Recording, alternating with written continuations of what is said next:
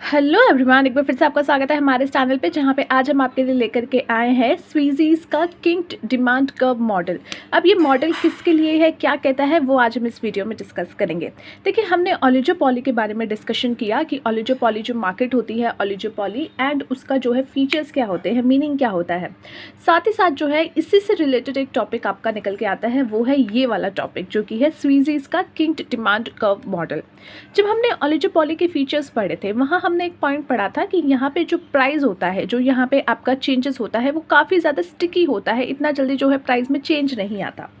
वो इस कारण से भी होता है क्योंकि फ्यू सेलर्स ही अवेलेबल है मार्केट में। अगर एक का प्राइस में चेंज आएगा तो वो जो है बाकियों को भी कहीं ना कहीं इफेक्ट करेगा। तो ये कुछ हद तक काफ़ी, या कह लीजिए काफ़ी हद तक एक दूसरे के ऊपर इंटरडिपेंडेंट होते हैं।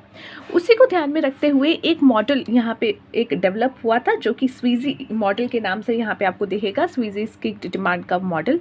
अब ये क्या बोलता है, कई सारे एक्सप्लेनेशन दिए गए जिसमें बोला गया कि जो आपकी रीडिटी है, जो ओलिगोपॉली के अंडर की रीडिटी है, उसको एक्सप्लेन करने के लिए, यानी रीडिटी यानी कि जो कठोरता है आपकी ओलिगोपॉली के अंदर, उसको क्यों है, ये आखिर ऐसा क्यों है, इसका एक्सप्लेनेशन देने के लिए काफ़ी सारी जो है यहाँ पे थ्योरीज दी गई।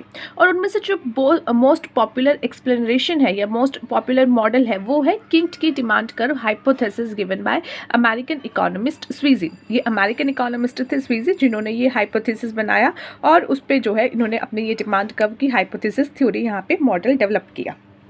In oligopolist industry, it has been observed that price remain sticky or inflexible for a long time।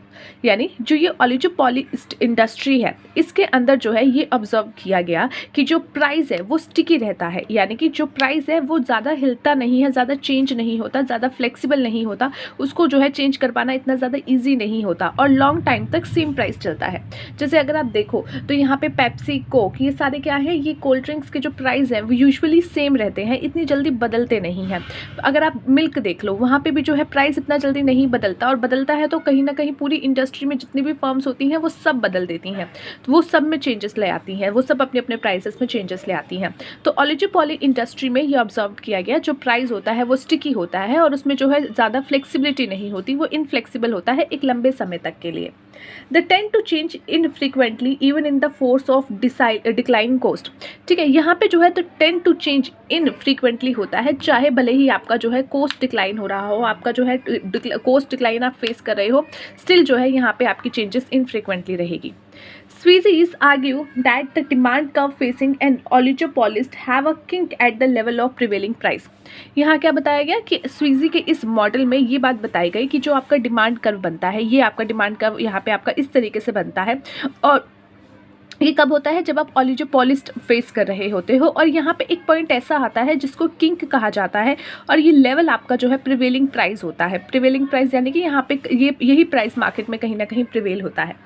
The kink is formed at the prevailing price level because the segment of the demand curve above the prevailing price level is highly elastic and the segment of the demand curve below the prevailing level is relatively inelastic। क्या बोला गया कि ये जो आपका price है, जो यहाँ पे आपका ये आपका किंक फॉर्म्ड हुआ है, जहाँ पे ये किंक का पॉइंट बना है, यहाँ पे आपका जो है ये सबसे बेस्ट पोजीशन होती है। और अगर आप जो है इससे ऊपर जाओगे, इस प्रिवेलिंग प्राइस लेवल से ऊपर का लोग देखोगे तो वो हाईली इलास्टिक है, यानी कि अगर यहाँ पे आपने इस प्राइस से ऊपर कहीं प्राइस पे लेके चले गए तो वहाँ पे जो है आपके लिए आपकी जो डिमांड होने वाली है, आपके प्रोडक्ट की जो डिमांड रहेगी वो कम हो जाएगी और लोग दूसरे की तरफ चले जाएंगे।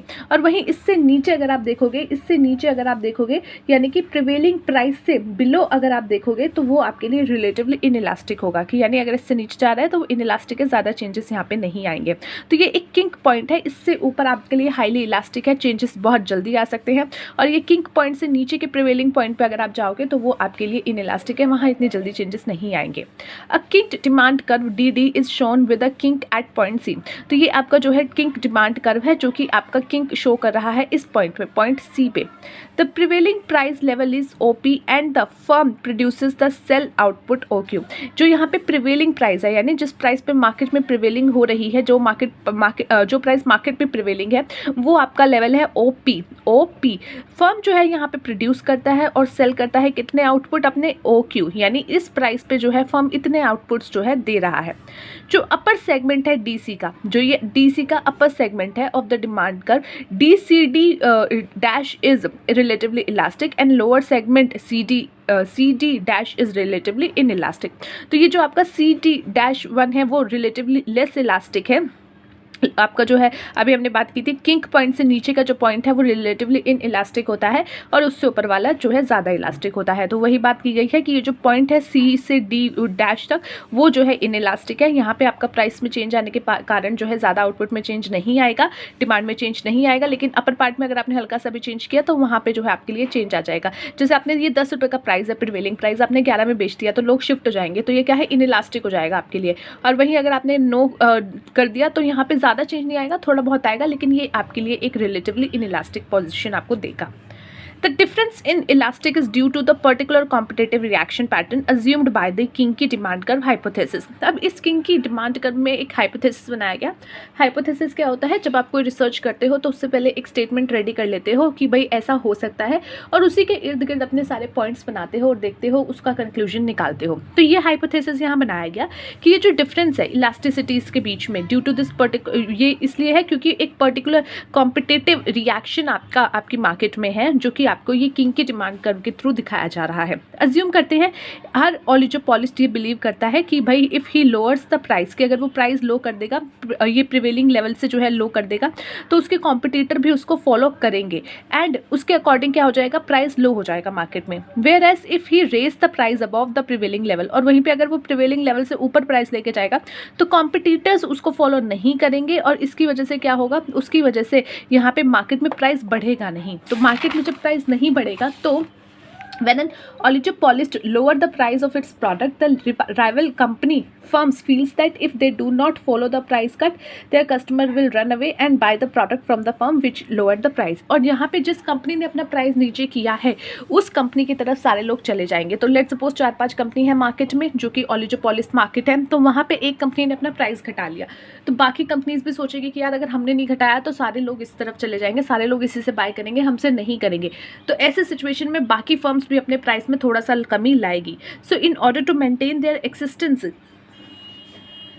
क्लाइंटली the rival firms also lower the price, और इसी वजह से जो है वो भी अपनी जो है राइवलरी कंपनीज जो होती हैं वो अपना प्राइस लो कर देती हैं। It is owing to the behaviour pattern that the lower portion of the demand curve is price inelastic, और इसीलिए जो है आपका एक जो वो बिहेवियर पैटर्न बन रहा है वो लोअर पोर्शन पे जो भी आपका बनता है वो क्या होता है, डिमांड कर्व का प्राइस इन इलास्टिक होता है। वहीं दूसरी तरफ एक फर्म अगर अपना प्राइस इंक्रीज कर देती है of its product, there will be substantial reduction in the sales because as a result of rise in its price. तो और वहीं पर अगर एक कंपनी जो है अपना प्राइस बढ़ा देती है तो उसकी वजह से क्या होगा, बाकी कंपनियां उसको नहीं बढ़ा रही हैं, तो बाकी कंपनियों की तरफ कस्टमर्स चले जाएंगे और यहाँ पे जो है उसके कस्टमर्स विड्रॉ होकर के दूसरे कॉम्पिटिटर्स की तरफ चले जाएंगे, और दूसरे कॉम्पिटिटर तो पहले से ही बैठे हैं वेलकम करने के लिए, आइए पधारिए हमारे कस्टमर जी करके, तो वो क्या करेंगे, वो उनको वेलकम करेंगे और जो है उनकी सेल बढ़ जाएगी और आपकी सेल घट जाएगी। ठीक है, The rival firms therefore will have no motivation to match the price rise। ठीक है, और इसीलिए जो है इस वजह से जो आपकी राइवल कंपनी है उनको कोई इच्छा नहीं है कि वो आप अगर प्राइस बढ़ा रहे हो तो वो भी प्राइस बढ़ाए। So the oligopolist who intends raising the price will lose a great deal and will therefore retrain from doing it. ठीक है, तो यहाँ पे जो है अगर ओलिगोपोलिस्ट जो है अपना प्राइस रेज करती है, बढ़ाती है, तो उस सिचुएशन में क्या होगा, यहाँ पे उनको जो है एक ग्रेट लूस उनके लिए होगा, great loss of a great deal उनके लिए होगी। जो बिहेवियर है उनका ओलिगोपोलिस्टिक का वो एक्सप्लेन किया गया है इस relatively elastic and upper segment of the demand curve. Each oligopolist will thus adhere to prevail price, the he observe no gain in changing it। ठीक है, कोई चेंज करने में उसको कोई गेन उसको नहीं ऑब्जर्व हो रहा, तो accordingly a kink is formed at a prevailing price, thus rigid और sticky price is explained according to the kink demand theory. ठीक है, तो ये आपका जो है आपका बेसिकली यही पॉइंट बन के आएगा जो किंक डिमांड कर्व मॉडल के थ्रू बन के आएगा। तो यहाँ पे इस पॉइंट के ऊपर ही आपका जो है प्रिवेलिंग प्राइस आपकी मार्केट में आपके प्रोडक्ट को लेकर के बनेगा। सो ये था स्वीजीज का kink demand curve model. Let's see you in the next video. Till then take care of yourself and take care of your health.